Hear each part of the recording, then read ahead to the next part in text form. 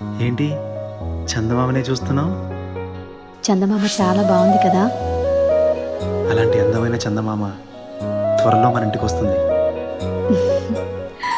చిన్ని చిన్ని చందమామే కళ్ళ ముందు చిందులేసే, బుజ్జి బుజ్జి బుట్ట బొమ్మే వేలు పట్టి అడుగులేసే, నీలేత పానం చుట్టూ నా పంచ ప్రాణాలన్నీ మువ్వల్ల మోగేనులే. చిరునవ్వు చూస్తే చాలు చుట్టూరా సంతోషాలు మనసంతా నిండేనులే. అమ్మా అమ్మా అమ్మడి గుమ్మా గుమ్మా గుమ్మడి, అమ్మా నాన్న సందడి